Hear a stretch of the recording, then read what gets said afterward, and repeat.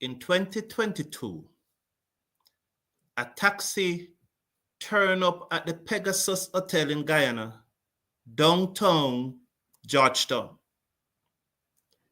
It was supposed to pick up Rovman Powell and take him to the airport for him to catch the JetBlue flight to New York that night. Shivnarin Chandapal, the coach of the Jamaica Talawas, had had enough, and he fired Rovman Powell. Cricket West Indies and the CPL realized what was going on, intervened, and Powell was allowed to stay with the Jamaica Talawas. In 2023, the Jamaican Scorpion, while training for the regional Super 50, Powell did not turn up at the training. The Jamaica Cricket Association went ahead and named a captain. A few days before the team departed, however, Powell informed the JCA that he's available, and as far as he's concerned, no one told him he was not the captain. The JCA tried to fix the situation and prevent any embarrassment, decided to go ahead and kept Rovman Powell as the captain. The result coming out of that tournament saw he and Andrew Richardson being fired. In 2024, not being named captain of the Jamaican Scorpion or the Jamaican Super 50 team, Powell decided not to play. In 2025, Darren Sammy, the head coach of Cricket West Indies, fired Rovman Powell. I was preparing for the West Indies quarterly interview, press conference, which happens once every quarter. Just around 9:20, as I was preparing for the interview, I remembered that just about half an hour or so before every quarterly press conference, Cricket West Indies usually release something big. I quickly went to my email, and there it was, 1 minute past 9, the 31st of March, 2025. Cricket West Indies confirmed that Kraigg Brathwaite and Rovman Powell time as captain have been expired. Hello everyone, and welcome to the #1 cricket show in the Caribbean. This is the TakeDown, and I've been joined by our two illustrious co-hosts, Basil Butcher Jr. and Dwight Shatu. Gentlemen, good morning and welcome to the show.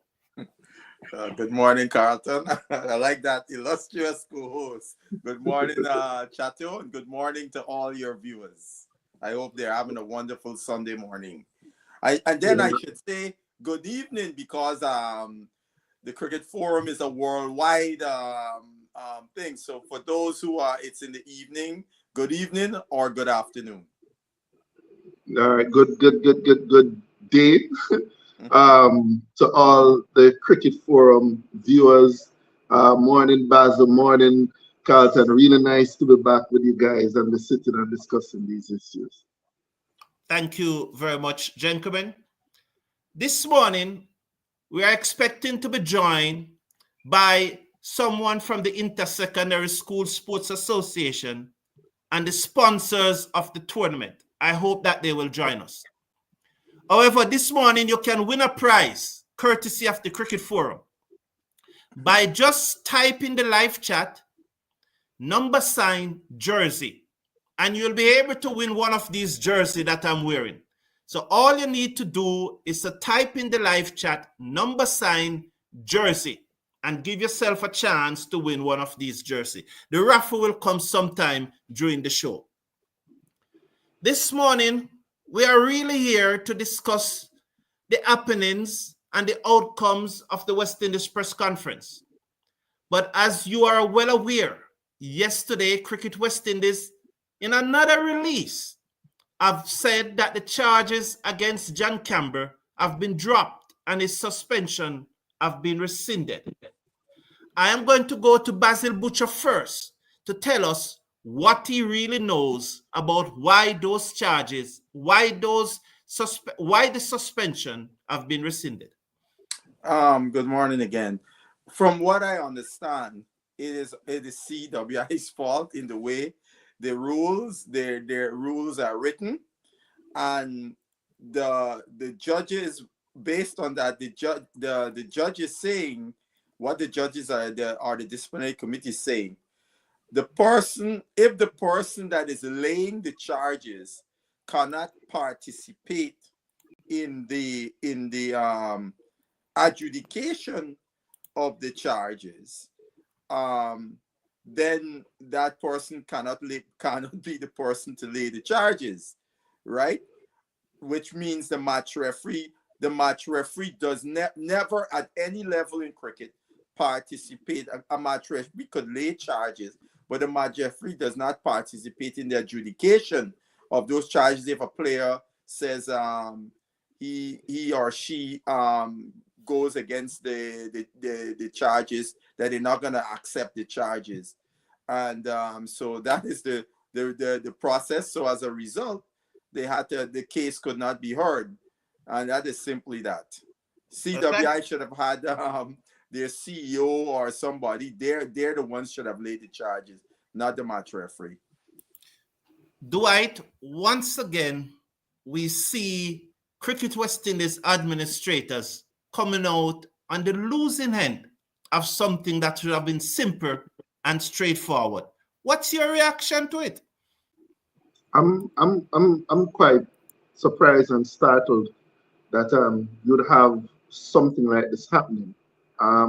Remember, you have international sponsors. You have sponsors like ESPN who had the match down to be broadcasted, and you are entertaining a particular risk with being able to have others sponsor tournaments and sponsor the company as a whole if you don't come off as being a professional outfit. Something as simple as laying a charge against a player that has run afoul of the rules, let's say that, should be something that is fairly routine.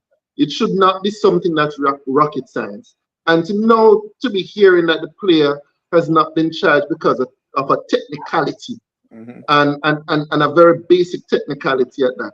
I mean, it doesn't look good for the West Indies Cricket Board, and it hurts the brand, and it hurts our ability to be able to invite others to sponsor events. I mean, I'm very disappointed by the outturn in this. Apart from that, it emboldened players to do, and I'm on the record in saying that I thought that the players were wrong. I'll not shift from that position. And I think when stuff like this happen, when players go out and do stuff like this and they get off, it emboldens it emboldens them to repeat stuff like that. So I'm very disappointed. Could I just say something quickly? It's not necessarily what has happened here. I'll give you an actual law situation, like here in the United States. There's something they call the Miranda rights. So if somebody's arrested, they have to read their Miranda rights, saying that you have the right to an attorney, blah blah blah, right?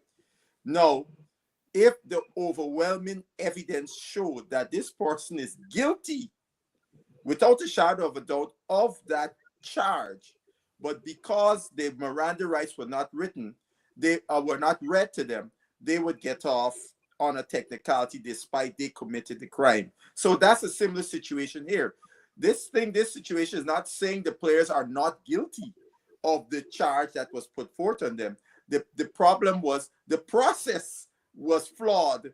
And so therefore, the process is more important because, as Chato correctly said, players then would be able to be emboldened if you have a flawed process. So as a result of losing this, CWI has to make sure their process is streamlined and tightened up, so in the future this does not happen. Yeah, You do it, and I'll allow you to speak. But that's essentially what we are saying. you know, we can look at the technicality, but the big point is that Cricket West Indies doesn't appear to can pull a cup of tea to their mouth without spilling it. That's the bottom line. Go ahead, Dwight.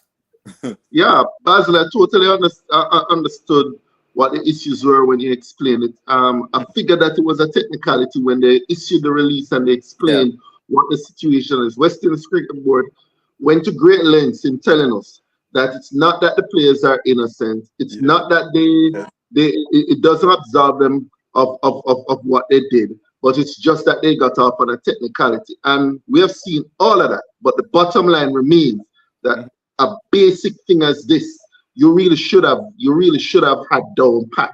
You really should have had the systems in place. You really should have known what you're doing. And we should not be right here, because looking on as a sponsor, I'm just thinking that this organization is not very well organized. And for the players, they're thinking another one. That's all the players are thinking. We have won again. All right. And I think this whole thing in terms of player power, this thing will only embolden the players to go and do more. And is this a reflection of why we really cannot stop the players from going to these T20 franchise leagues? Because we are going to mess it up. Even if we want to charge them, they will find some loophole in the contract or something. Is this one of the reasons, Basil?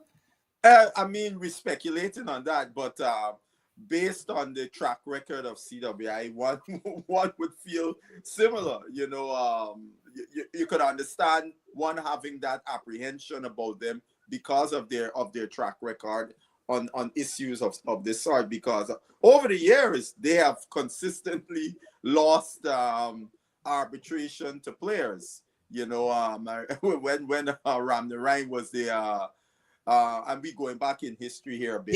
Yeah, Ram Narayan was in charge. They lost 11 times to the arbitration, 11-0, because they again, this follows along those lines, in that they could not follow their own rules. They broke their own rules, and Ram Narayan held their feet to the fire every time. Thank you very much.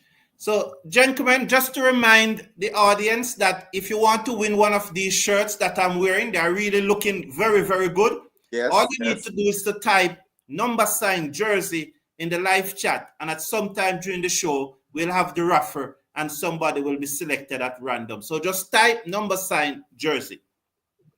Gentlemen, on to the big topic. Go ahead, Dwight. There's one final thing on this whole thing with the players that the West Indies Cricket Board needs to look at. There is a conflict of interest that needs to be resolved. You cannot have a situation where you're running a tournament, you're laying charges against one of the teams, and those teams are represented in your boardroom, and they're opposing the charges which are being laid against you. So this sort of situation that they had, where as a board, they're trying to lay charges against Barbados, and the Barbados was threatening to take them to court. But some of the directors in the boardroom for CWI were from Barbados, are part of the Barbados Cricket Association. I mean, that conflict of interest needs to be resolved, I think, going forward. All right, that's all I want to see on that. Thank you very much. Let's now move on to that West Indies press conference, the one that hugs all the headline. At this time, I'm going to ask Basil to give us his general overview of that press conference and what he thought were the big points coming out of it. Look, the press conference, I found it to be very interesting. Sammy talking about the rationale for Rovman Powell's removal from the captaincy. I mean, it was vague, but then you got the impression there were obviously clashes between Sammy and Powell in terms of tactical things. And the one thing I glean, I mean, this word coming out from the West Indies board over and over, but data driven, like if they're doing something new, like if this is something new in the world of sport or anything of the sort. I mean, it's getting sickening by the day to keep hearing them running this data-driven as if they were not doing it before, right? All teams have analysts. What you think you're getting from the analysts is data on the teams you play, data on your players. You know what I'm saying? So I don't think that, for example. Another thing I found interesting, Carlton, on this situation about that woman player who came forward and with the allegations about sexual harassment in the West Indies women's team setting. And the CEO said something interesting, that there is no report about this, which if my memory serves me correct, the manager said she reported it. It was part of her report. And the president, Dr. Shallow, said when they heard about this, President Ricky Skerritt said, put in their contracts, all players' contracts, blah, blah, blah. There will be a zero tolerance. So I want to know really, what is it? Was there a report or was there not a report? Thank you very much, Basil. Dwight, let's hear your comment and your overview of the press conference. Thank you, Basil. Two very important points there that you raised. We'll have a deep dive into those later, but let's now hear Dwight comment. I know the conference was covered several issues. For me, though, there are only two issues that I was interested in hearing about at that press conference, and as you know, that had to do with the issue regarding Kraigg Brathwaite and the issue regarding Rovman Powell. The Powell one was the one that struck me more, and I honestly believe that I want some more. I want to hear some more from Darren Sammy to explain this. We have accepted this idea that we are going to make Darren Sammy the most powerful man in the Caribbean. We have said, okay, we're doing that, giving him the crown.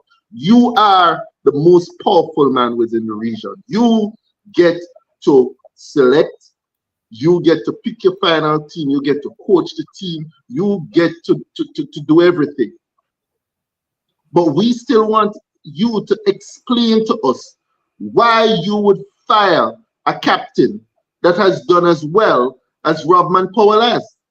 And I'm not saying that Rovman Powell has won the last 2 World Cups, but we know where that T20 team was, and we know where he has carried that team. And as much as I want to say, okay, Darren Sammy, you have the keys to the city, because if you don't win the next World Cup, a lot of people will be asking for your job. And by right, you should have some say that if you're going to cook the meal, you should be able to buy the groceries. But I want an explanation. Why did you fire Rovman Powell? I want an explanation. And that's all that's resting on my mind right now. Thank you very much. So let's look at those 2 topics in more details now. And so let us start with the Shai Hope stepping down. And soon I'll give you the code. No, you mean Brathwaite. Sorry, the Brathwaite stepping down. And soon I'll give you the code from the director of cricket. But I want to bring your attention to a poll that is currently going on, a poll in the live chat. And that poll in the live chat, 62% of the participants think that Brathwaite was asked to resign. So it's now 63. So it's climbing by the minute. More and more persons are believing that Brathwaite was asked to resign and he did not actually resign. I'll go to you first on this one, Dwight Chateau. What's your feedback on Brathwaite stepping down from the captaincy of the West Indies Test team? Come on, don't do that. I'm the one who was right out here saying that Brathwaite and De Silva need to be pulled away from the cover of being senior players and captain and vice captain, given their poor returns in Test cricket. And I said this before they went down to Pakistan. all right, that they were showing very poor form. I think that Silva was down in the 19s for the last almost 2 years. Brathwaite was about to join him. He was in the low 20s. And I said, these players enjoy automatic selection into the team, and that should be removed. No, we saw what happened with Brathwaite. He was dropped. All right. He was relieved of the vice captaincy. He was dropped. And we saw him not stepping in and giving him real competition. And in response to that, oh, surprise, surprise, that Silva is kicking up a storm in regional cricket, trying to get his game back. That's what we want to see. Now, Mr. Brathwaite, I thought this whole thing of him captaining the team in Pakistan and then going on to win that historic second test, I thought that should not be given as an excuse, given all that has happened before. And I thought that he did the right thing by stepping down. All right. I don't have a problem with him competing as a batsman, and he says that he will. And I'm hoping for the best that he turns out as good as I'd like to see him. He has immense talent. But I don't believe at this point in time Brathwaite should be the captain. And I do believe that Mr. Darren Sammy had a sit down with Brathwaite and said, listen, boy, I honestly don't think you're the way forward. That's what I believe as well. So I support what your poll is saying. Yeah, so because the real issue that we are discussing here, from last year, June, I think May, June, I called for Brathwaite to be sacked as captain. I repeatedly said that. I also repeatedly said he should play as a batsman because I want to see him playing as a batsman only and not as a captain. So I do not have an issue with Brathwaite being removed as the captain of the West Indies team. My issue, though, and the poll is now reflecting that, did Brathwaite actually resign or was he asked to step down?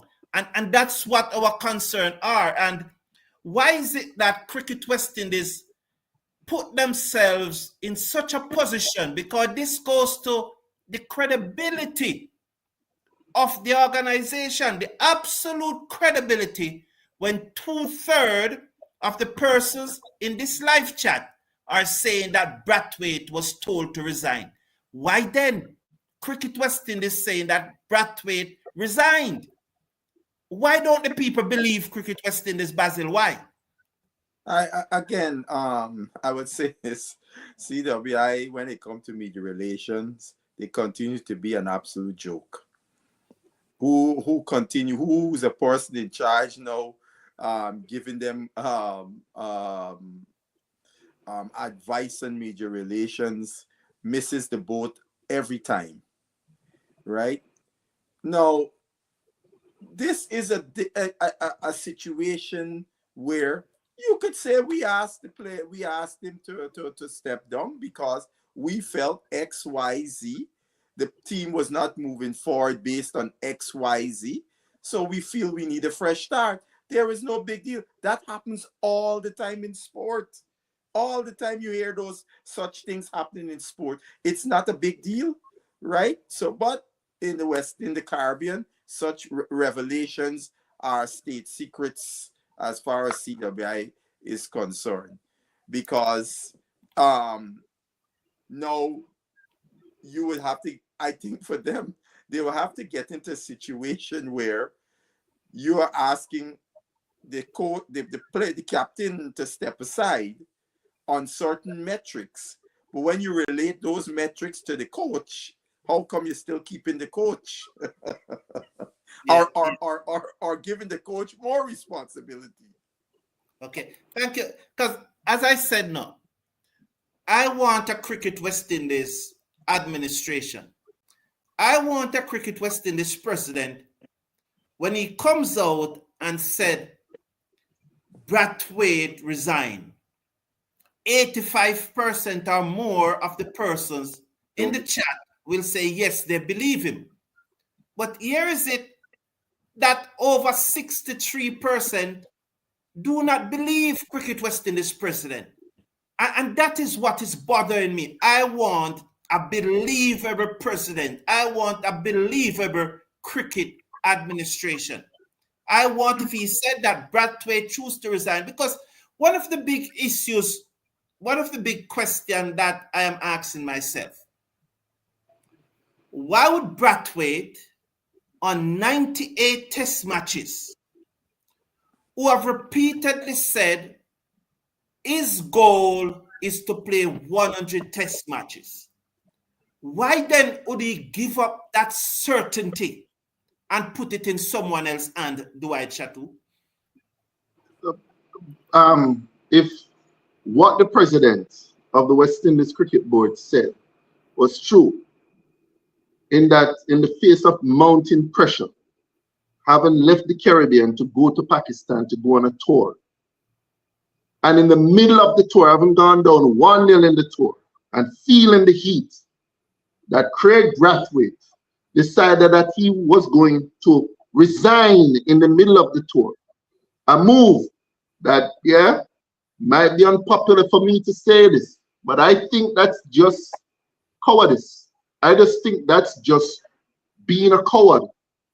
We cannot have that sort of leadership. We need strong, sure leadership. I personally think that that move by Kraigg Brathwaite basically resigned him to his fate. I don't think there was any coming back from that, to be honest. He could have rode the momentum of the historic win and all of that. But from the point of view of any leader, whether it be the president of the West Indies Cricket Board, or better yet, Darren, I want a result, Sammy, you know that that wasn't going to fly with any of those guys. You know that we're not going to have him come back from that. So I personally believe that Kraigg Brathwaite's decision to resign and to basically resign him to his fate, or what happened to him afterwards. That's personally what I think. And by the way, don't let Basil get away from his previous position about Kraigg Brathwaite.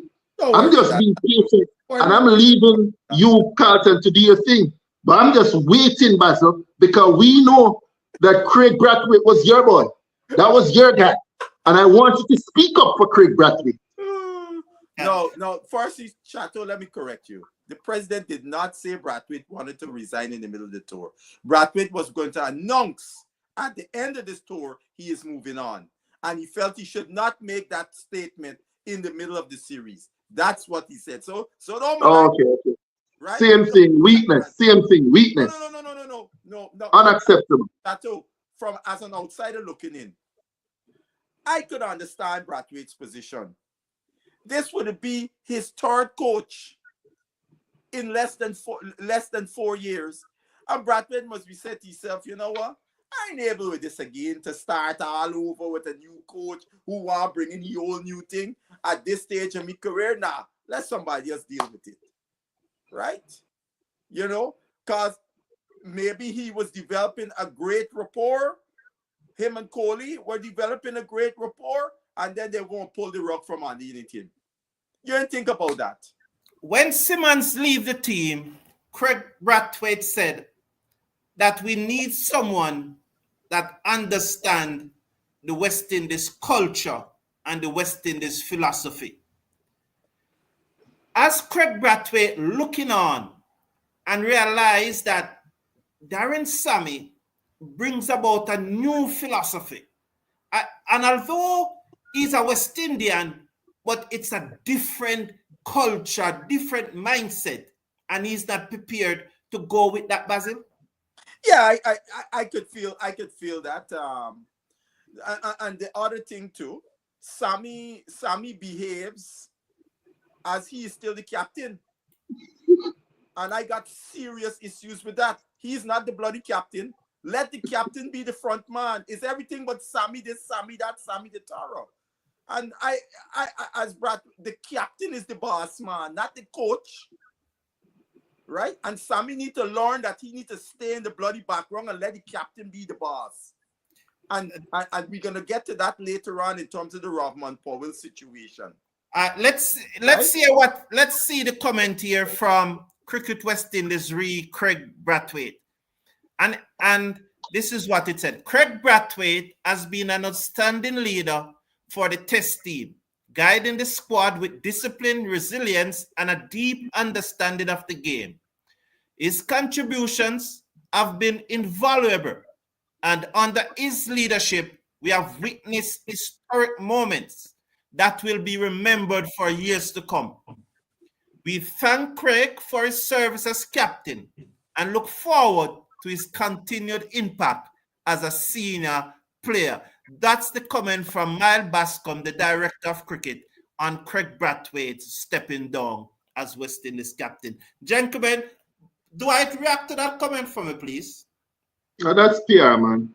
That's PR. That's the stuff that you say, so that at the end of the day, nobody will come back at you in case this whole thing of removing Kraigg Brathwaite from the team and going on to a new leader and it doesn't work out, that you will not be blamed. So you're there, you're doing some of the right, you're pressing some of the right buttons, you're thanking Kraigg Brathwaite, you're doing all of that. But that whole thing about Kraigg Brathwaite resigning and we have zero to do with it and all of that thing, that's just you covering yourself in case this whole thing blows up in your face. That's why I honestly believe. All right, we're going to go on now to Rovman Powell, which is a big one, which is the one that mystifies a lot of persons. Before I come to you, Basil, I just want to remind the audience that if you want to win one of these shirts that I'm wearing in the West Indies color, the Cricket Forum branded, just type #jersey in the live chat, and then at some time during the show, we'll have a raffle and decide the winner. Go ahead, Basil, with your comment. I just want to say this to remind Chato. I hear this. I am not a Kraigg Brathwaite. I'm a person, when I see injustice or somebody trying to malign without the facts, I will present the facts as it once the facts contravene what the narrative is. Now, my question has always been to those who want to remove Brathwaite is, can you point to me tactically over the time of his captaincy where his tactics cost us a game or took us from a position where we were well ahead and caused us the game to turn in the other direction? That's the first thing I asked. And then I will also point this out to Chato. Since Brathwaite was appointed as captain, right, his appointment, not the stand-in, because he stood in 5 times before he became captain officially. His record is 10-17, better than his predecessor, right? So, and for when you think about it, the state of our test team, a guy to have to lead a team to a 10-17 record is somewhat commendable when we look in the context of West Indies cricket. The other thing, when you look at that record also, to break it down further, he has 5 wins at home, 7 losses at home. So he was doing a good job in the conditions where West Indies cricketers are most comfortable. They almost played a 500 at home, right? And we, whether we could twist and turn it if we want, he had led the team to some very credible victories overseas, right? He has been able to lead the team to victories in places where we had not been able to win in many years. So let's put Kraigg Brathwaite in full context and not just this beaten up Kraigg Brathwaite this, Kraigg Brathwaite that, because I think a lot of that comes with the way he bats and also because his form has not been the best as of late. I just wanted to add that to my good friend Comrade Chato before we move on. But the thing is though, Dwight, should a captain be like just holding the, what they call it in a plane when the pilot is flying and the plane is autopilot. Not the autopilot, like they holding the pattern or something like that. They just marking time. Yeah, something like that. Should we have a captain who is just holding pattern, who is an autopilot, who is there to see that nothing is going wrong? Or do we need a captain that is innovative? And although nothing is going wrong and the plane is on autopilot, because of his innovation, he's going to take the team to the next level. Dwight, isn't that what we want a captain to do instead of just holding the pattern? I think you're right, and I don't want anybody to get me wrong. Kraigg Brathwaite was involved in some historic wins for the West Indies. Let's not get away from that. I mean, Bangladesh. I mean, what we did against Australia, what we did against England here in the Caribbean, those immediately come to mind. So we don't want to sound as if Kraigg Brathwaite was all wrong. But when, as a Caribbean people, when, as a fan, you wanted your team to take that next step, he was found wanting. He was found to be responsive rather than being proactive. That series against South Africa was very frustrating. We believe that was a very, very winnable series. That series against Bangladesh was very disappointing. All right. So I agree with Basil. It felt as if he was just holding a pattern. He was just going through the motion, and he wasn't delivering the way that we wanted him to. We wanted someone to be more proactive in a situation, in many situations we found ourselves in. In my response to that, look, it's all about execution of the players. We a lot of times want to play. The captain could be innovative, but if the players are not executing, the captain has to try something different. And that more than anything has been the reason why West Indies have not been a good cricket team across all formats, because our players are not able to consistently perform and execute. That is the thing. And in Test cricket, that is the hardest format to see that consistency. And we know the quality of players. Now, let's be for real. Brathwaite has, of all the formats in international cricket, Brathwaite has had at his disposal. Similarly, I'm putting Kohli in this here because I still remain resolute that Kohli got a raw deal. That nobody will change my mind on that, because this guy had at his disposal the most inexperienced players, and he was able to pull them along and not given the chance to continue to do that job, right? And Brathwaite was the captain at the helm at the time. I also would say this. I heard an interview when I was on part of the panel of another thing with Mikel Louis. And Mikel Louis said something, and I think a lot of people did not pick up on it, because I had asked him a question regarding what had happened in Pakistan. And he responded and said, look, since I started in this team, in England, back home, he said, our preparation in Pakistan, our preparation was spot on. We knew what we could expect, and all of that fully prepared. And it was just a matter for them to go out and execute. He said the only time in his career where the preparation and then when they went out to play did not match up was those pitches in Pakistan, because even the Pakistan players didn't expect those kinds of pitches that we saw in the way the ball spun and turned and bounced and all kinds of stuff, right? So what that said to me, this guy was telling us Kohli is doing a damn good job in preparing his team. And that is what you want as a coach, not this nonsense about data-driven and so on, right? Cricket is played on the field. You get the data gives you information, but things change. It's a dynamic sport. Okay, thank you, Basil. Let's move on to Rovman. But before we move on to Rovman, I want to make this point. In my opinion, Kraigg Brathwaite was told, we are going to remove you as captain, and you will not be allowed to play your 100th test match. So, to spare us from removing you as captain, we are asking you to resign, and we'll allow you to play your 100th test match. I think the situation was transactional. The passion and pride and objective and goal of Kraigg Brathwaite was to play 100 test matches. In my opinion, or me personally, I would not be on 97 test match with 3 to come, the one in Pakistan and 2 more.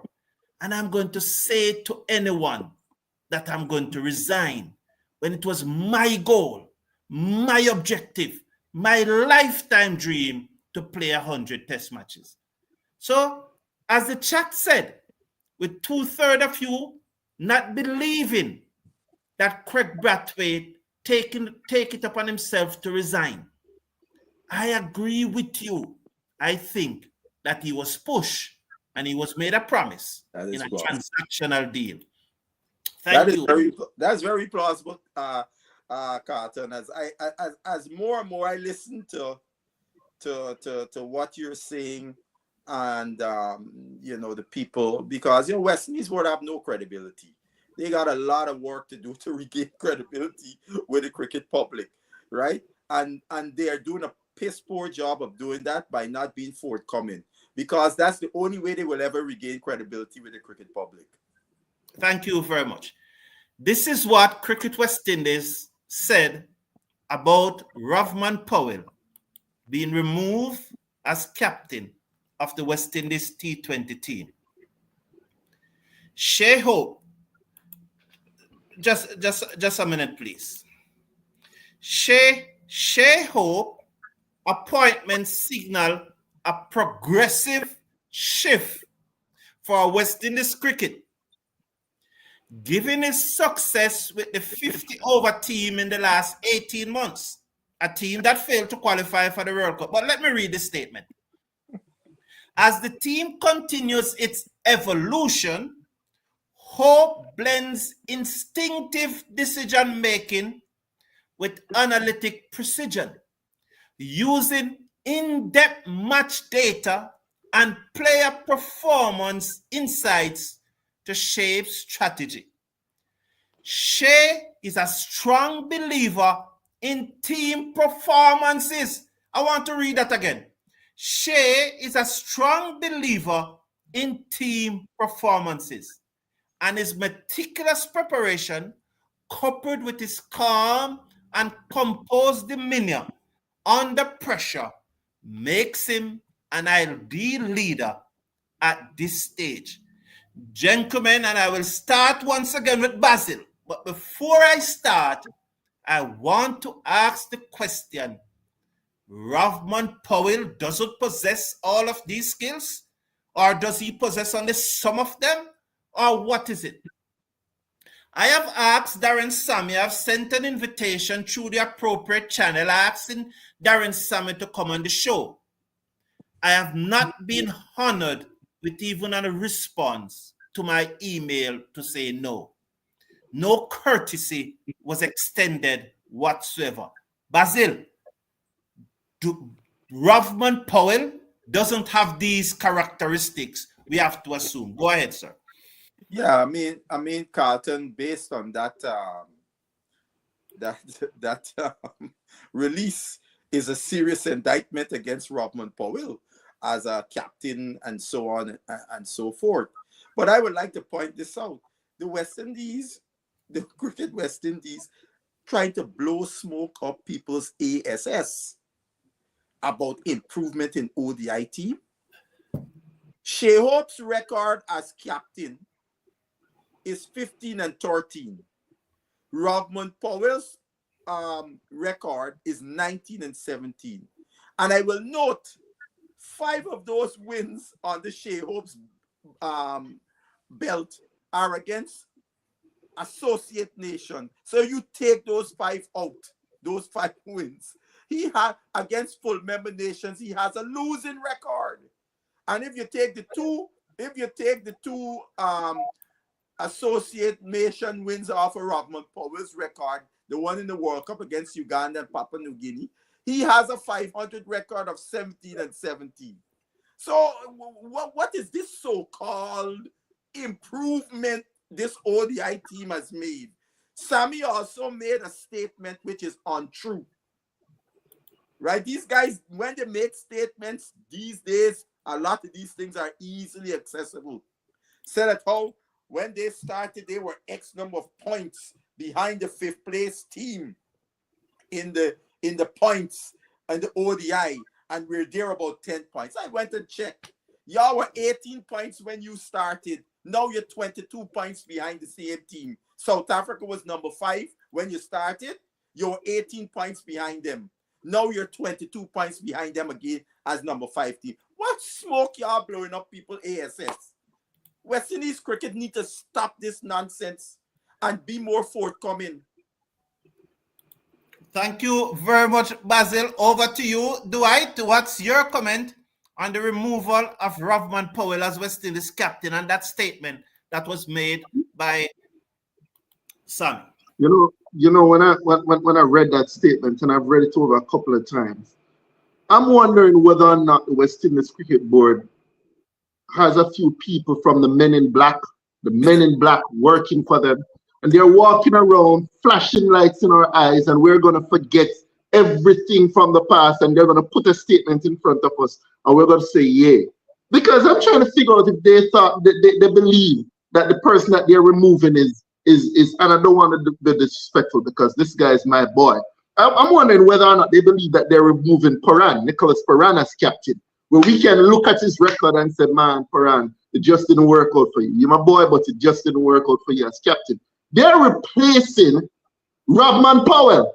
Rovman Powell, who we have seen who has been a very good man manager. Rovman Powell, who has been Mr. Calm under pressure. Rovman Powell, who we have seen a lift in the team. And they're replacing him with Shai Hope, that we are still unsure. We're not gonna hit Shai hard.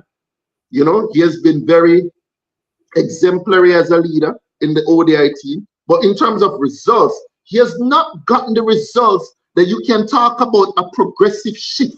Calm demeanor, composed demeanor under pressure, instinctive decision making with analytic precision. Come on, man, stop that foolishness, man.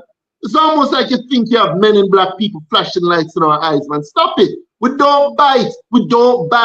This thing with Darren, this thing with Rovman Powell needs greater explanation, needs a better explanation to be presented to us, because we're not fools. And I feel as if people are taking us for fools by putting this in front of us. I'm very unhappy about the removal of the Rovman Powell, even though I have to buy into the thing of Darren Sammy being the man with ultimate power. He just needs to come out and have an honest conversation with us and tell us what the thing is. Because this thing, this description of Shai Hope, this doesn't fly for me. Dwight, I agree with you about Sammy as the man with the power. I also agree, I don't know if I agree with Basil, but let's put it this way. I know that there are some persons who believe that the captain should lead on the field. And I know that there are others like me who think while the captain should have the latitude to do what he wants on the field, when I get up and say do, the captain should do and do now. But I also fully aware of Basil's position, who think that once the team is on the field, is the captain in charge. On the face of it, I would not have fired Rovman Powell. I would not have terminated his position as captain of the West Indies team on the face of it. And at the same time, however, as you pointed out, Dwight, I believe that the coach should have his way, because at the end of the day, he is the one who is ultimately responsible for the performance of the team. What Darren Sammy has done by removing Rovman Powell and making this statement is saying that despite Darren Sammy and Rovman Powell having the same T20 record, Darren Sammy as coach, that is, and Rovman Powell as captain, both of them having the same T20 record, what Darren Sammy is saying that with Shai Hope as the captain, we will improve. And that's what he has to do now, That's how he will be judged. Because in all of this, Powell beat a full-strength South Africa team. And in all of Darren Sammy's career so far as coach of the T20 team, the West Indies have not beat a full-strength team in a series. So Darren Sammy will need to come out and show that removing Powell, the team will perform better. So my decision will come when I see what happened to the team. Because as I said, let me repeat, on the face of it, I would not have fired Rovman Powell, but I also believe that the coach who is ultimately responsible for the performance of the team must make the decisions that he sees best.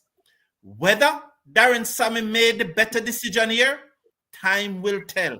Basil, I see you want to say something. Go ahead. Yeah, I mean, I think, let me just clarify.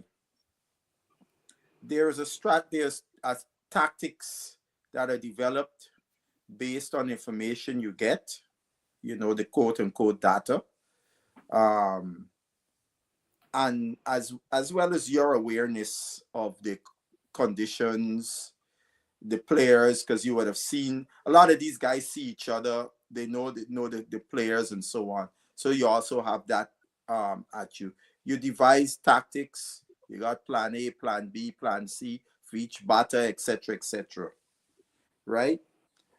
Now, when you go onto the field, the captain has to have the latitude to make adjustments to those plans if he sees something on live in the game going on that he wants to make. I think I want to try this, or whatever the case may be, right?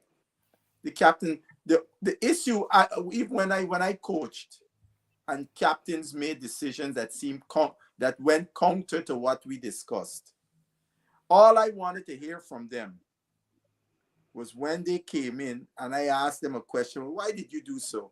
And if once they gave me a sound cricketing rationale for that, I have no problem, because you could get all of that and all of that and go out there and it don't work, because that's sport, right? And I will point this out to you, guys, like a person like you's president. Graham Smith was the captain of South Africa. Mickey Arthur was a successful coach. More successful than Sammy would ever dream as a coach at the time. And the two of them had a philosophical disagreement. And you know who left? Mickey Arthur. Not the captain. Right? And that is my philosophy. Coach is not the boss. He's the captain. We have never been successful anywhere in cricket with some bloody coach being the boss. Dwight, I know you want to come in, but I want to say to Basil here, and Basil, I want to say to you here, I am not saying that the captain cannot be instinctive. Mm-hmm. I am not here saying that the captain cannot go out there and do alternatively to what we discussed. Mm-hmm. I'm not saying that. And the match may go on for 5 days, say a test match. All right, say it's a T20 match and we're playing a 5-match series. And for 4 of the matches, I don't say anything to the captain on the field. Once he comes off and he explains to me what he's doing, I'm fine with that. But that moment, whether in the first match, the last match, or whether 2 or 3 times in a match, whenever I say as the coach, do this now, the captain must do it. And that's all the point that I'm making. I agree with most of what you're saying, But when I get up as the coach, for that split moment when something come to me and I say, do this now, my captain should not question me, Basil. Well, we disagree on that one.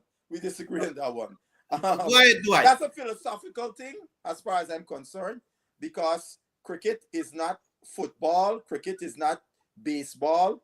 Cricket, the boss on the field is the captain, not the coach. I think the game has changed. I think the game has changed, and there has to be greater sync between the captain and the coach. I don't think it's the day of old where the captain has 100% of the sway and thing. Nor do I think cricket will ever be a sport where the coach stands on the sideline and tells the players what to do. I think that the captain must be able to take in-game information and make decisions. As to what happens in a situation where the captain believes something and the coach believes something, I think they will have to work that out as to what the rank is, so that they'll have a successful relationship. And I think that can be done where there's an understanding of rank, that I'm going with you. I'll differ to your opinion, even though I disagree. I'll differ to your opinion because of the relationship that we have. They have to iron that out between themselves. But back Dwight, to I the don't cut you, but in my philosophy, Dwight, and I don't cut you, I'm going to allow you to continue. In my philosophy, there's nothing for me and the captain to iron out, you know. My thing is that I don't agree. I don't agree. my thing is that people, I know, but different people. Do your thing. You can do your thing. But when I intervene, it's my thing you have to do. That's all I'm saying. Well, I hear you, but what I'm saying is, I think through a relationship, a coach could come into the job being very inexperienced, and a captain could have been a very successful, very experienced coach. And just through that relationship, the coach recognizes that this man has some stuff that I don't have, and he differs to him. I'm just saying because of the relationship. That's all I'm saying. I'm saying they can sort that out between themselves as to who will differ to who in certain situations. I don't think it has to be a hard and fast rule. That's just my personal opinion. But back to this thing on Sammy. I think that this grand experiment is showing up the importance of communication. We have given Darren Sammy a lot of power. It's unusual for us as fans of the West Indies cricket team to give up so much power to one man. And I really think that the only thing that can hold this together, the glue that makes this whole thing work, is by communicating effectively to us. I don't think we have seen effective communication here. There are a whole lot of rumors and a whole lot of speculation as to why is this so and all of that. So there are lots of talks about dissent in the ranks, and that there was a big blow between him and Powell. You know, all of that is going around, and I think all of that can be eliminated by just having the coach come to us and having frank discussions with us when he's going to do something like this. I mean, there's no way you can do something like this without us recognizing that you have to communicate effectively to the fans. So that's what I'm seeing coming out of this. There's a need for better communication, and this whole experiment will only work if we have that sort of communication. So let's look at that first part of the sentence. Shai Hope's appointment signal a progressive shift for West Indies cricket. What is that saying, Basil? Is it saying that Rovman Powell was a man who attends the university, a graduate of the University of the West Indies, is not progressive? And given his success with the 50-over team in the last 18 months, when you look at Shai Hope's success with that 50-over team in the last 18 months, does that inspire confidence? Does that inspire a progressive shift, Basil? No, that first paragraph is absolute rubbish. I mean, the record says that, right? As I stated out earlier, and you brought up another excellent point that that I had on my mind. The only time we have beaten a full strength team in T20 cricket in recent time, it was Rovman Powell on the Kohli in South Africa. That's the only series we have beaten a full strength team. No team, Sammy, as coach has beaten in a series, whether it's ODI or T20, full strength, right? So, and again, I repeat, how could it be a progressive shift for the West Indies cricket given his success? His success is 10 and 13 against full member nations, whereas the other guy has a 500 record, 17 and 17 against full member nations. So that first paragraph is I don't know what to do. It just deserves to put in the garbage. Or as usual, CWI and the media people blowing smoke up nowhere. Dwight, as the team continues its evolution, Hope blends instinctive decision making with analytical precision, using in-depth match data and player performance insight to shape strategy. Rovman Powell wasn't doing these things. That's why Sammy let him go, Dwight. Hold on 1 quick second before Dwight says something. I just want to address that. I just want to just put this when Dwight talks. You remember the game against Netherlands in the World Cup qualifiers when Alzari Joseph bowled a magnificent over, defended 8 runs to send us into a super over. And what did Shai Hope do? Continue, Chato. Even that before you continue, Chateau, since you start bringing up, do you remember that ODI match that Raston Chase bowled the 49th over? And when I asked Hope, why did Chase bowl the 49th over? He says that's in the past. But when I asked him about the century that he made, he elaborated on it, and the century was in the past. Go ahead, Dwight Chateau. You guys are rough, man. You guys are rough. Listen, No. I am not saying, and I don't want Darren Sammy to sit, listen to us talk, and say that he could not move on from Rovman Powell. That Rovman Powell made that clear, and I personally have made that clear. Yeah, I know. Repeatedly said that the coach is ultimately responsible. We are simply assessing the decision based yes. That's what I'm saying. I really just think it's necessary to say, because somebody might get the wrong impression that that's what we're saying, and we're not saying that. We're just saying, I'm saying, number one, more communication is needed. And looking at this press release, it's a Men in Black moment. That's all I'm thinking, that you are really flashing lights in front of our eyes. I mean, this is really overselling it. This is really overselling Shai Hope. This signals a progressive shift.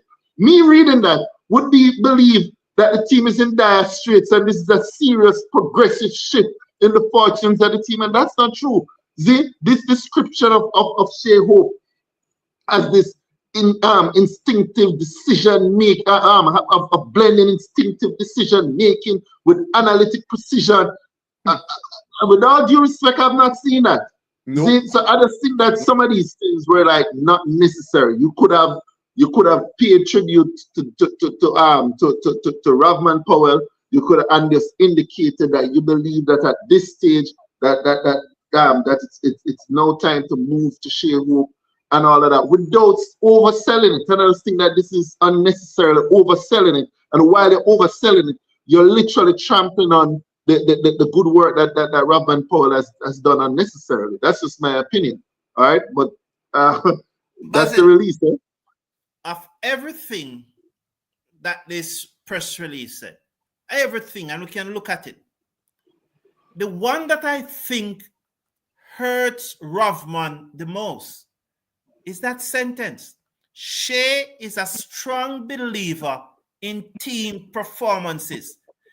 If you are saying Shai Hope is a strong believer in team performances, and you need to make that point, because you are removing one captain and you are replacing him with another, and you are making the point that the man is a strong believer in team performances.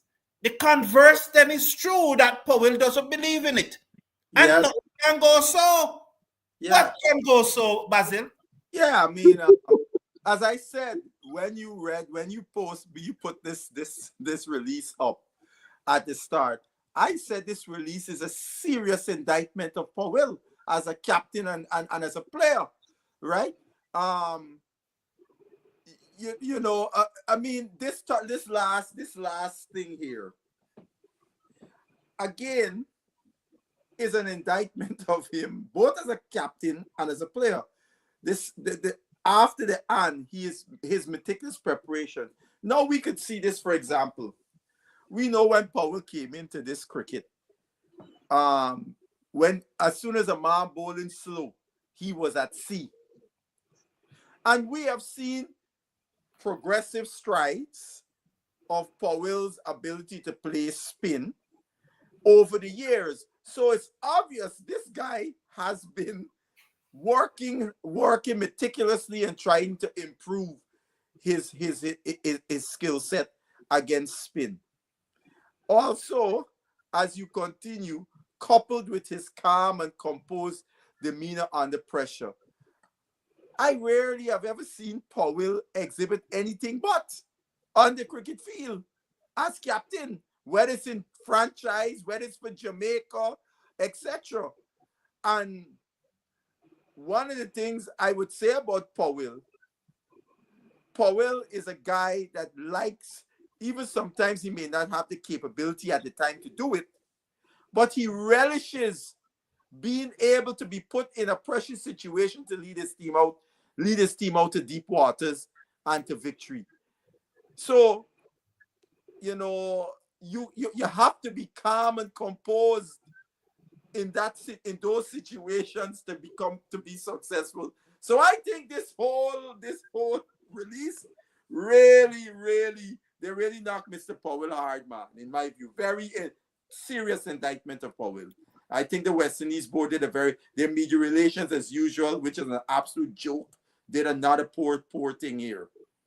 Thank you very much, Basil. As I look at that release, I have came to the conclusion that there were some serious disagreement and serious differences between Sammy and Rovman Powell. That release reflects a coach who had have enough of a captain, who have had enough of our captain have behaved. And that release to me bordered on personality. It borders on being personal. I think it have transcended professionalism for that release. You cannot do that. How can Powell now play for Darren Sammy? How come? How can he? I would see it as very difficult for Rovman Powell to play for Darren Sammy. I told you that on the face of it, I would not have terminated Powell as captain. And I say on the face of it because I do not really know what's happening. But I must remind you, though, that in 2022, Rovman Powell had issues with Shevner Chandapur.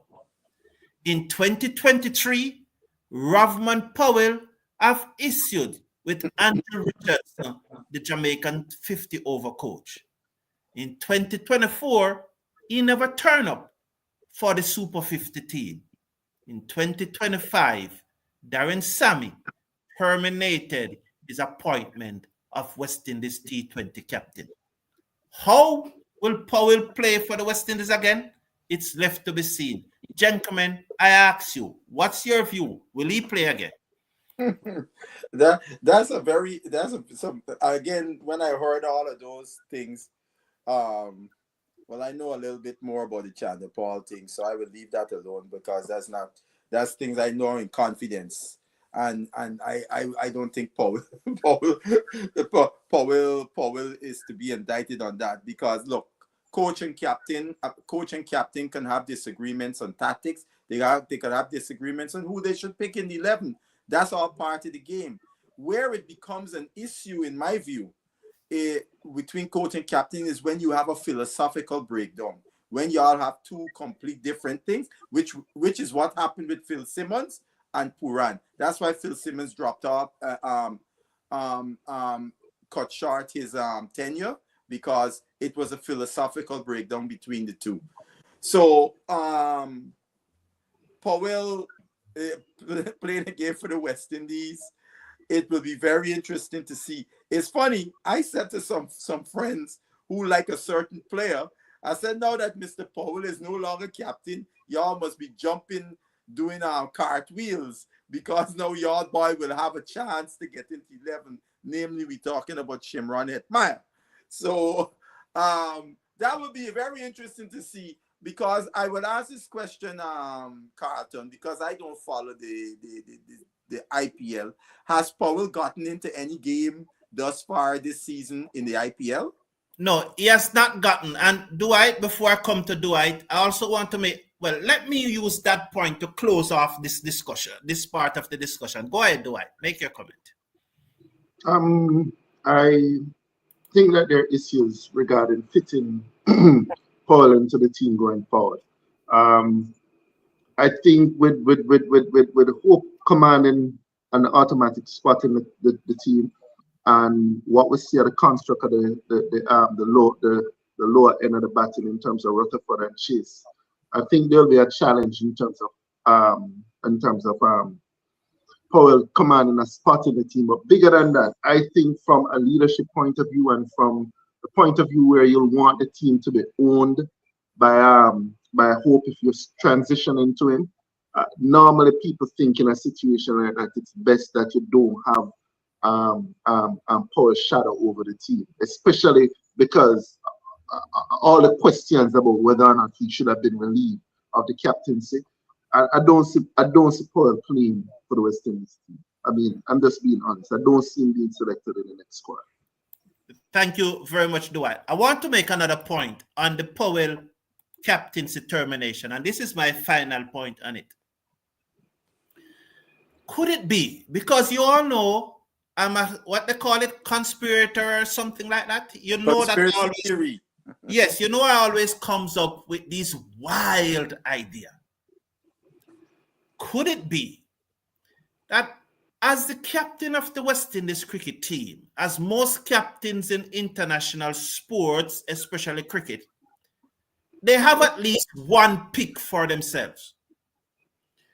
Could it be that Darren Sammy think that could it be that Darren Sammy does not want Andre Russell in the West Indies team? And as long as Powell is a captain, Powell will have that veto one pick. And Darren Sammy doesn't see a place for Andre Russell.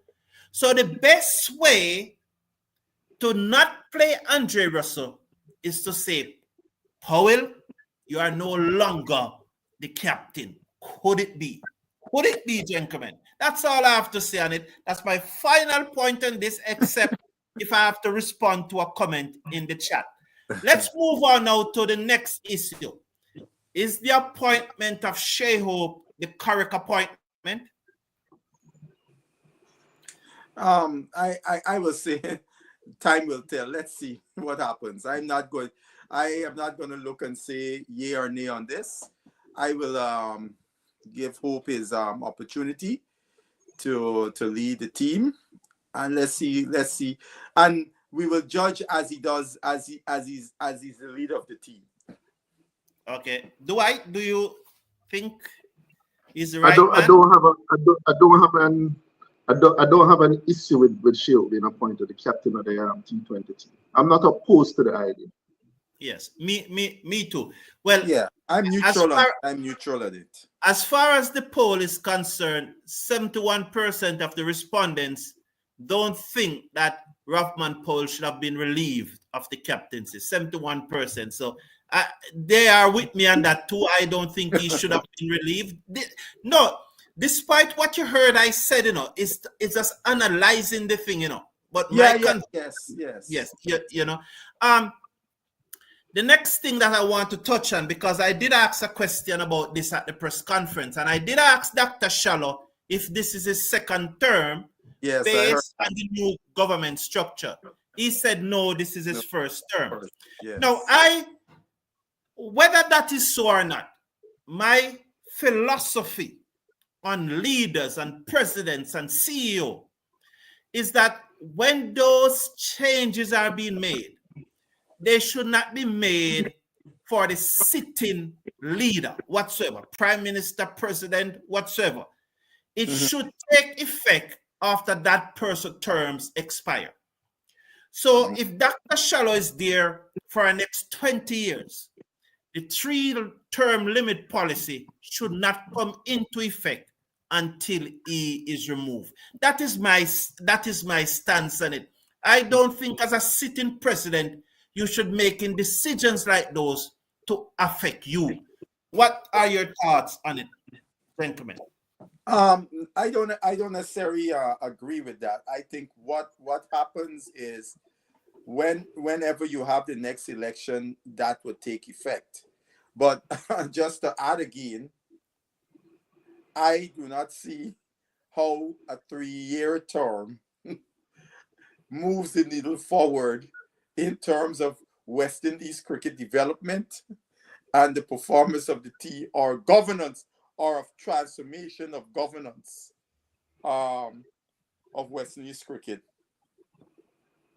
Thank you very much. Dwight, what's your view on a sitting president making decisions on term limit that affects him? All right. Go back and repeat what you said. The president said about the term limit situation. What exactly did he say about He said whether this or is not his first term. So the when is the 2-year next term, election? The election done. Chat was around with you. No, huh? the election have gone. Election is over. He There was says he's in no- his first term now. So the Oh, okay, 2-year okay. No, Baza. So that's what I'm checking. So you're saying with the election gone, he's now entering his first term? right. His first term under the 3-year term, length now. So just so I can understand, because I'm a bit slow here now. I'm a bit slow. Are you saying that he will have the opportunity for 3 more years or He what? will have the opportunity to be the president for 9 more years. For 3 more terms? They have Yes. term limits now. They have Yeah. in place term limits. You can only run for 3 terms. Yeah. 3 years each. That started with this term for Yeah, and that's exactly what I thought. And I'm saying I think that's ridiculous. I think that's absolutely ridiculous. The whole point of the thing is so to your answer, Carlton, yeah, I believe if you're implementing a new policy that it should impact the current holder of the office. So if you're saying 3-term limits and there's somebody who has been there 2 terms already, then this should be his final term going forward. I don't agree that he comes in and he's starting from 0. That is foolishness. That's making a mockery of the new policy. Yeah, well, he had one term. The bigger point I'm making. No. You guys should double check if what you're saying is true, because it sounds silly. It sounds silly. Me. I asked him that question and it was a direct answer. And the question was short. That's why I had to be sure. When you said it, I was like, are you right? There was no preamble to the question because I didn't want any ambiguity. There was no preamble, so I asked it directly. Baza say you think I didn't know when the election was. No, look. I understand what Carlton is saying, and what Carlton is saying has serious merit, in that you have made an election change, and the sitting person now gets the benefit, right?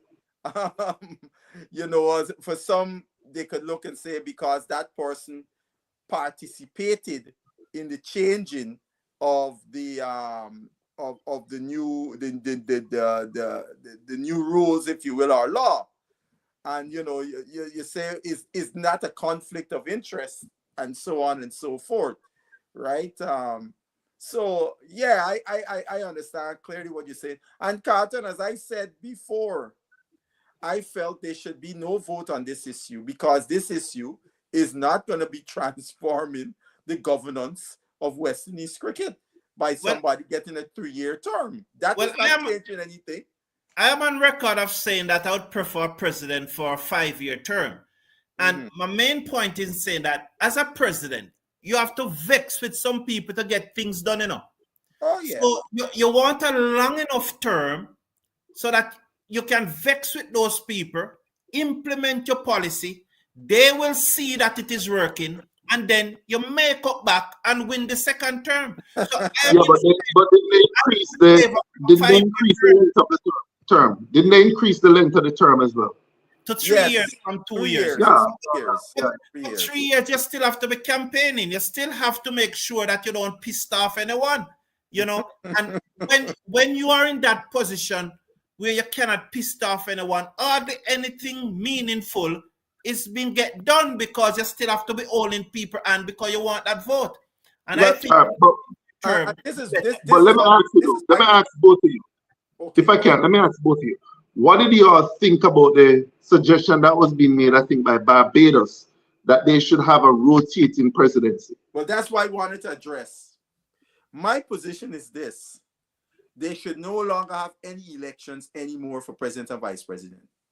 You have a board, which will have a chairman and the other board of directors. Amongst the board of directors, all of them, they will elect somebody to be the chairman of the board. The CEO and their team will be given the mandate to fulfill the vision as put out by the board. We don't want a situation. What we got now in West Indies cricket, every time we get a new president, everybody looking for change, this and bringing dude. We must have a consistency, regardless who comes in. This is how we want to play cricket as West Indies. This is how we looking to run things.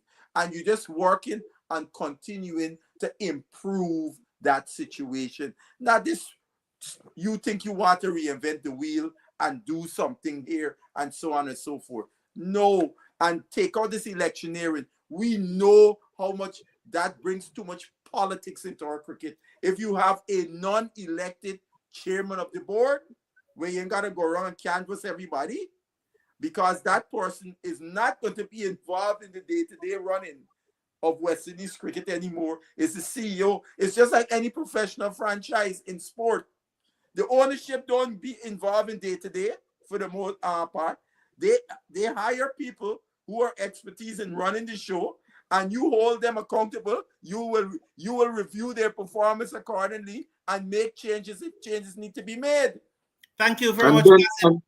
Dwight, I'm coming to you, but we have ignored the audience long enough. Yes, let's get the comments have been pointing out. I know that some persons will be angry with me today, but please, if you like one of these shirts that I'm wearing in the West Indies colors and thing, just type # jersey in the live chat and we'll have a raffle very soon. So let's hear what Clive Samuels is saying. I think Clive Samuels, what is Sammy doing so special, Dwight, that he gets all that power that he now has?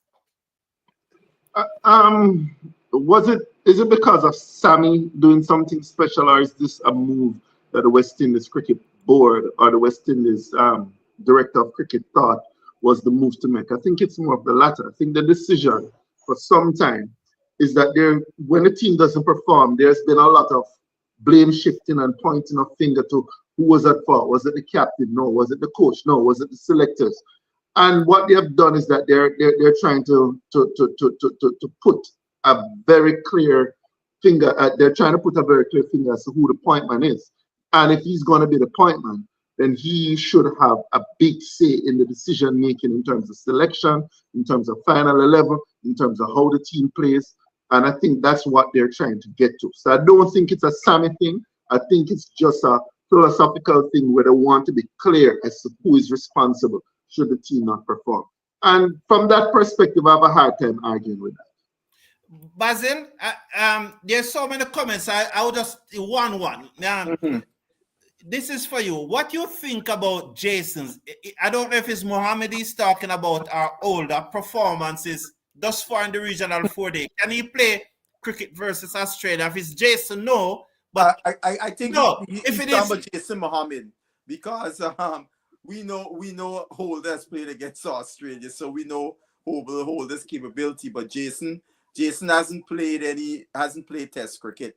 So look, the West Indies selector with his assistants will have to, they will make a decision as to whether they feel Jason Mohammed has the wherewithal to handle the incoming pace attack, world-class pace attack of Australia, relentless pace attack. The jury's out for me because I seen Jason, particularly in this last game here,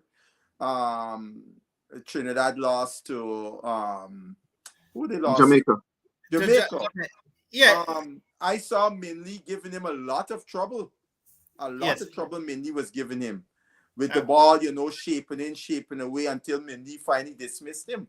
So I look at these things and then I would then say, well, if it was Hazelwood bowling or Cummins or Stark, what would be the situation? You see what I'm saying? Thank you, because we the answers very short. So I'm not going to allow you to respond to what Basil said because we want to keep the answer short we get as many comments as possible. So I will take this one. Probably Sammy and Powell cannot work together. Most coaches bring in people they get along with. Totally agree with that, Dane. Yes, and I would have said it. I do not have any issue with Darren Sammy saying, Hope is the man I want. I do not have any issue with that. But because the result will ultimately determine whether he made the right decision. I mean, as Chato said, Basil, you'll get a chance. Dwight, Sammy acting like Trump Dwight. Let's move on. Oh, wow. Dwight, I don't have anything to say about that. I don't think this one is for you, Basil. That's too high. Yes. This one is for you, Basil, and please be short. Cedar Bride leadership always butting heads with us, Jamaicans, because we got more backbone than most. I don't really want you to go in here, but let me just say this quickly to Mr. Casanova. I would say this unequivocally. If I'm in a foxhole, the Caribbean person I want in the foxhole with me is a Jamaican. I have no qualms in saying that, right? But I think Mr. Casanova needs to come up with actual situations, and then we can talk about it. Let me put this out there to you. Let me tell you what I am hearing. And I'm always, I stay away from this, and everyone who on this channel knows. Sometimes I'm accused of hating Jamaicans. Person, I am not. I don't know why person would accuse me for that. You're a Jamaican. But let me put this out there, what I'm hearing. Mm-hmm. Since Dr. Shallow took over, mm-hmm. Adams gone. Mm-hmm. Coley gone. Yes. Rovman Powell gone. There's a fourth person that they are calling, but there's four persons that have been saying that have all been gone since Dr. Shallow took over as Jamaican. Adams, Coley, the woman's coach? The umpire, Gustard, the umpire. Gustard.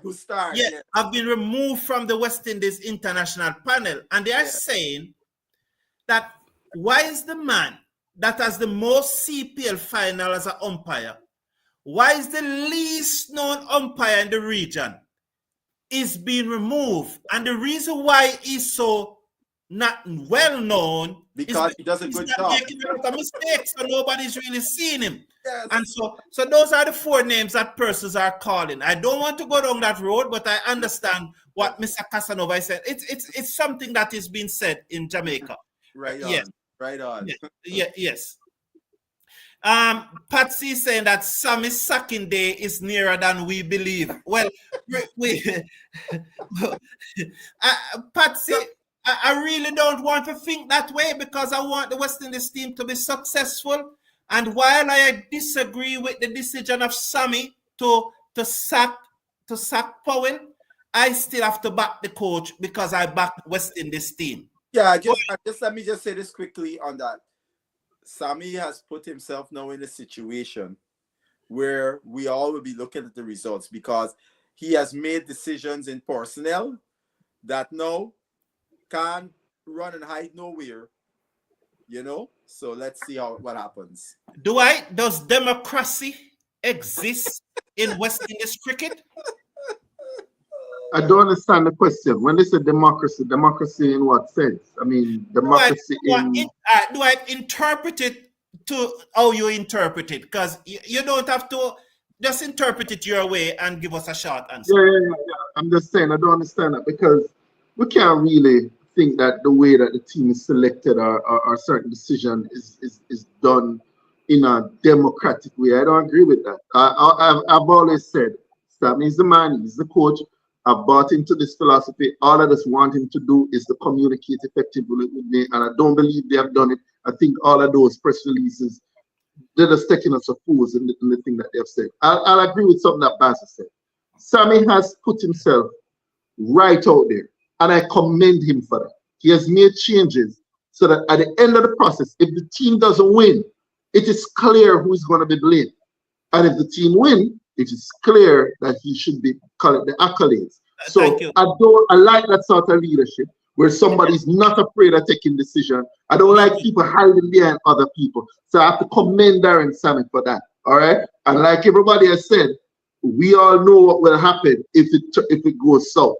All right. So I don't agree with this democratization of team selection. I'm not in favor of that. Yeah, no successful team. There's no successful team in international sport where the leadership is not ruthless. None. Basil, what does that person means by that? Cricket as West Indies to get West Indians together, but not united. Yeah, and that comes again harping on the same point. The lack of forthcoming and media relations by Cricket West Indies fosters such things because there is no trust in the decisions that they make by the constituents out there.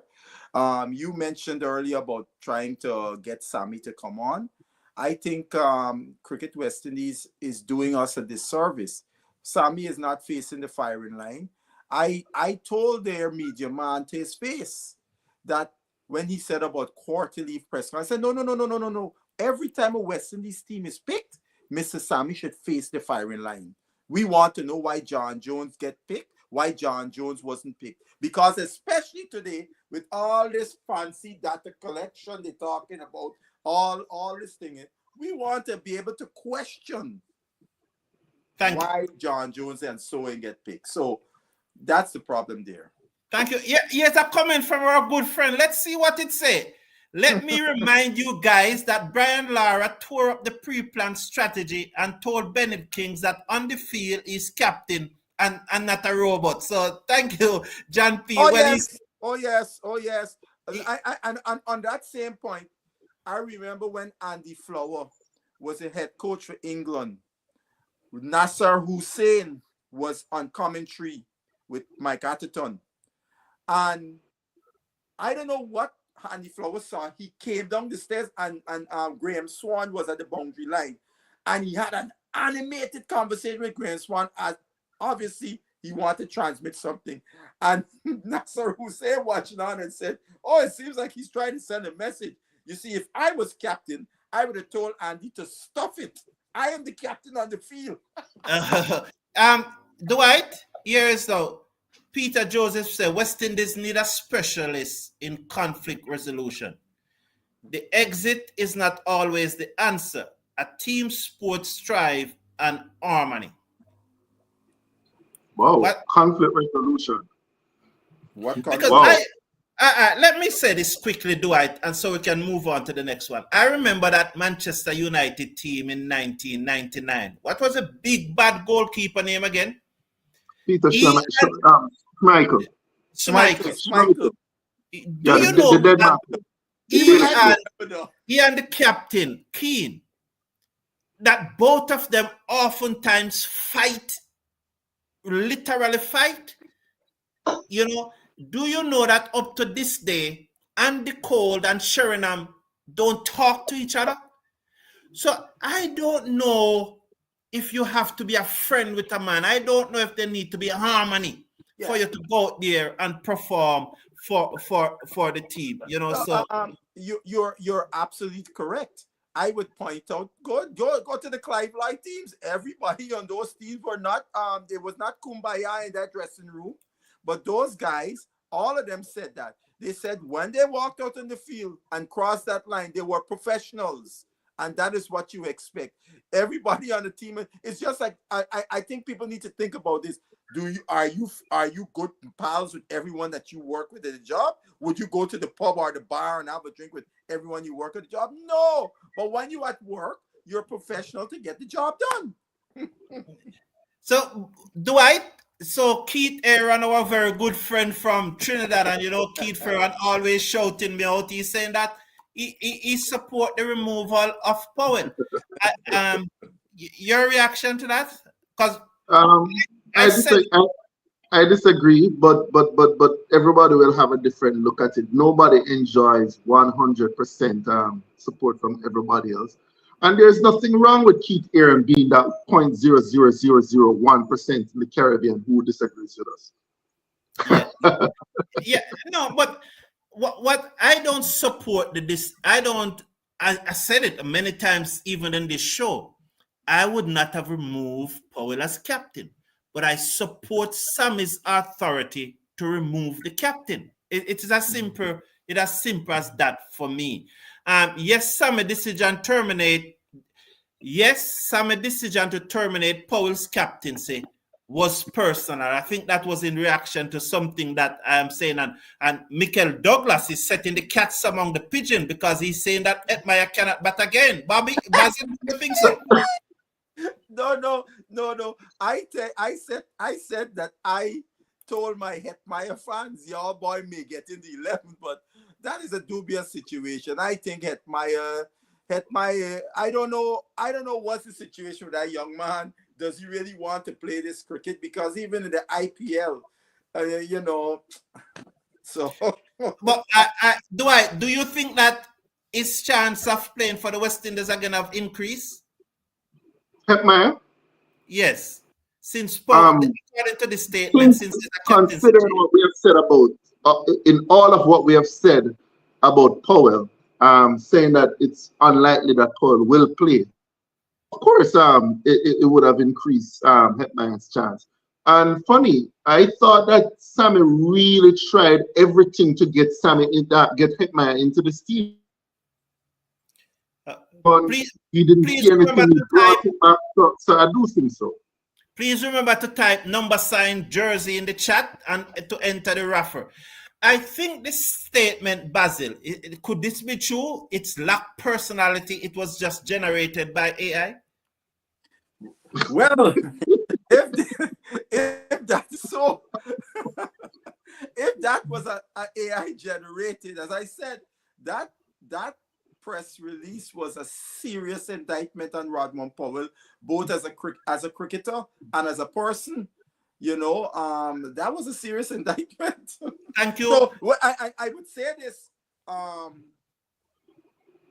There was a Jamaican broadcaster on a show talking about it, and the show host said he had heard that there was a big falling out between Sammy and Powell, and the Jamaican guy said, well, he don't know about that because what he said he had heard was that they had tactical differences, right? They had tactical differences, and the thing that Sammy seemed to be pushing this thing about data, and so on and so forth. What I would like to ask Sammy is what style of play, how is West Indies playing?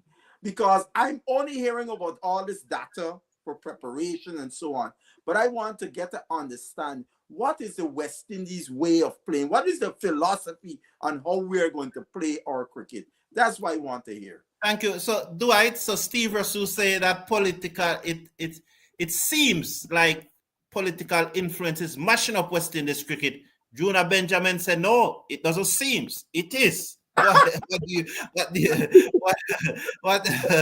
are your thoughts, Dwight? I don't understand these guys. And it's a political influence. The way that a president is elected is a political that's a political thing right there. I mean, you're gonna try to conjure up support across the Caribbean to win. So you may believe that so and so is the best person to lead, and this other person is ends up being the president because outside of that,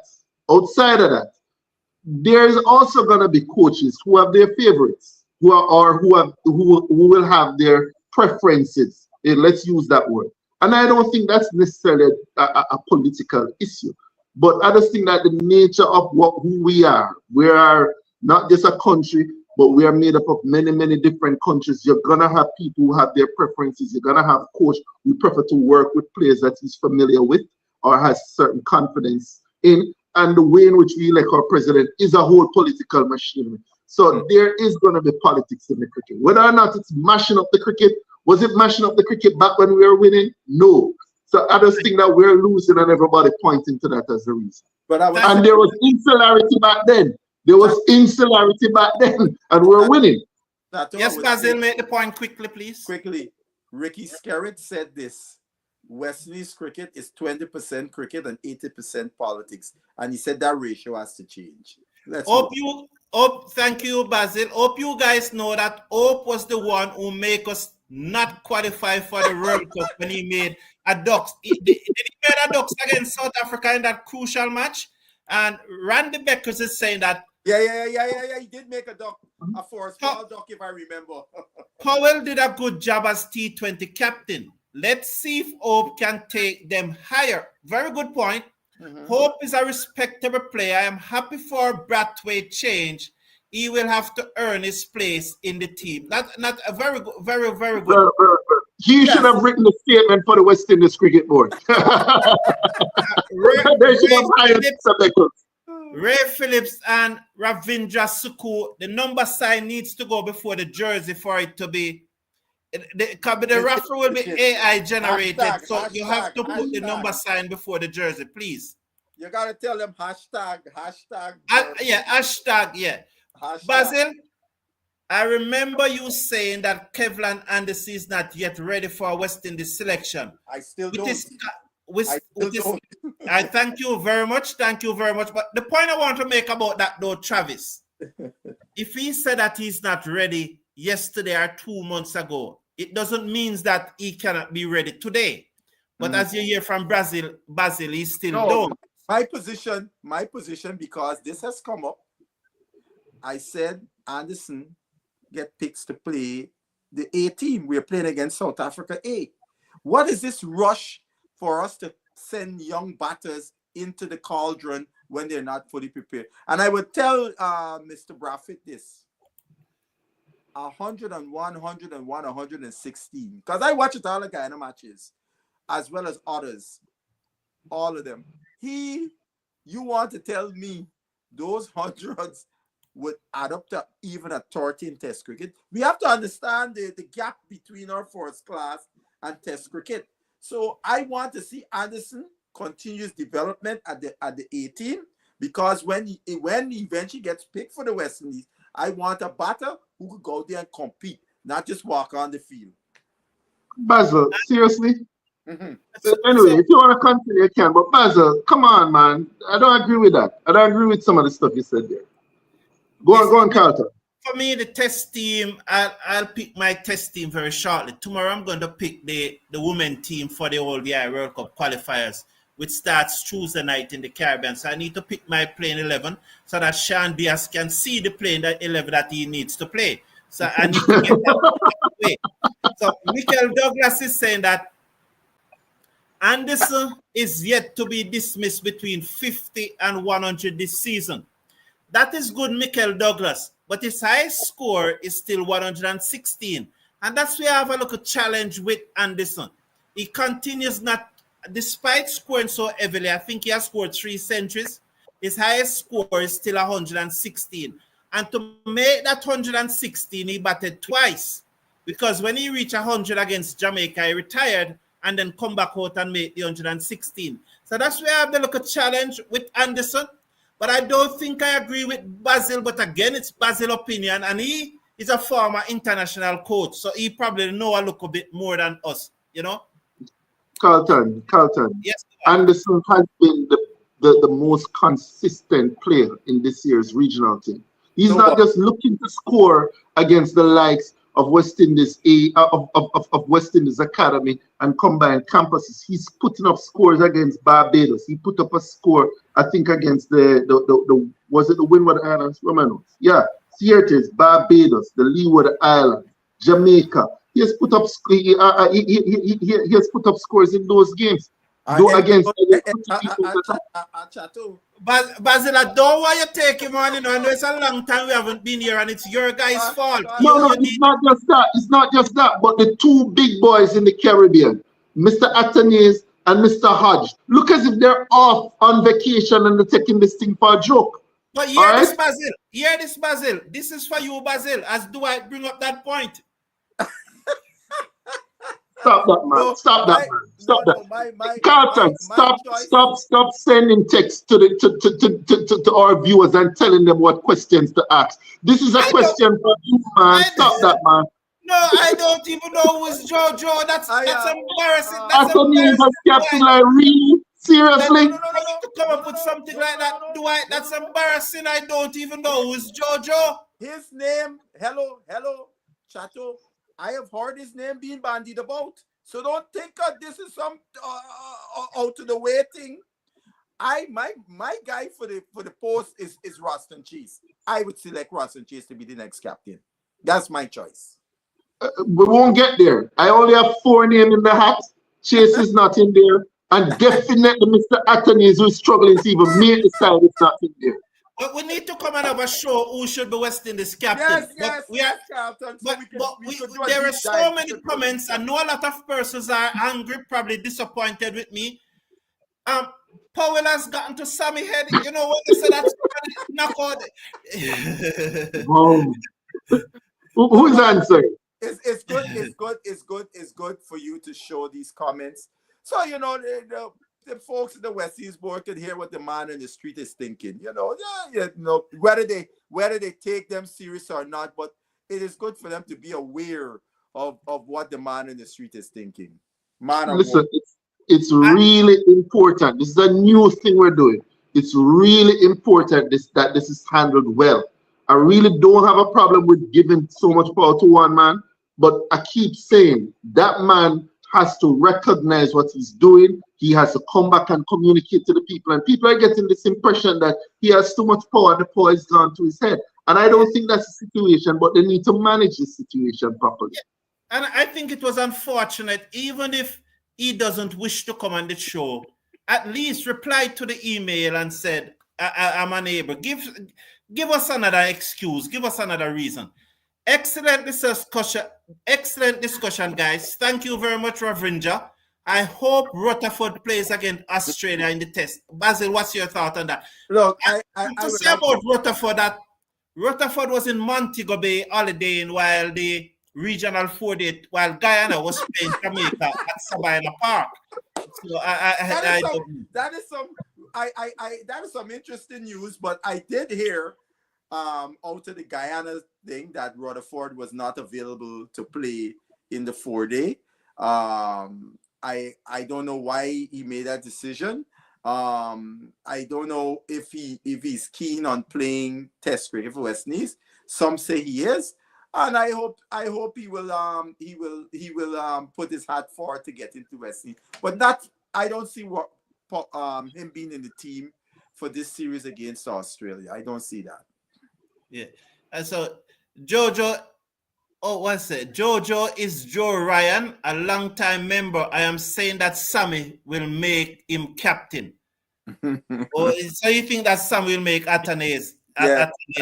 I've heard Athanaze's name being bandied about. Him like the man for the job all now, said Ruston Wilson. So names are coming up.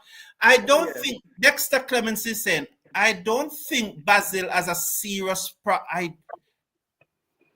is he that? He said, I don't, but Did he And then want he to said say, I almost do every think? Guyanese player he has an issue with. Well, let So me it just tell you, should be Mr. do. It should Dexter. be do. It should be I do. think they're saying that they do believe Yes, yes. that you have a problem with the guy. Let me just tell you, Mr. Dexter. If you listen, you hear my accent, you know where I come from, Guyana. So that statement that is absolute rubbish. I will challenge any of you Guyanese who want to just put your guy in the team because he come from Guyana, right? I don't play where player come from. I am about West Indies cricket and what's the best. So a player can come from Timbuktu. I don't care. So take that Guyanese nonsense off. I thank you, sir. Let's do the draw. Let's do the draw now and see who is the winner for the jersey. So we are doing there is it. Oh boy, wow. Let's see. What was it stopping on? Oh, Claude Thomas. Oh, congratulations, Claude Thomas. So Claude Thomas is the winner of the jersey. Thank you very much, Claude Thomas, for participating. Wonderful stuff. Wonderful stuff. Well done to Thomas, Mr. Claude. Yes, Thomas. Claude Thomas, well done. So please, Claude Thomas, send me an email at the Cricket Forum JA at gmail.com. So the Cricket Forum JA at gmail.com, and we'll make the connection so you can get your jersey. Gentlemen, we start. Basil, let's have your final comment, please. Look, we have discussed several issues, regarding the captaincies and so on. At the end of the day, we have our opinions, and we challenge some of the rationale. But overall, I think what I would say the gist of this, West Indies board continues to be very poor with their media relations. They're not as forthcoming as they should be on issues that they can be forthcoming, and that leads to too much speculation, and it makes West Indies Cricket Board continues to be an organization that is not trusted by the constituency, and they have an uphill task into changing that around. And it begins with better media relations, which is something they seem to be unable to do for many years. Thank you very much, Basil. Dwight, let's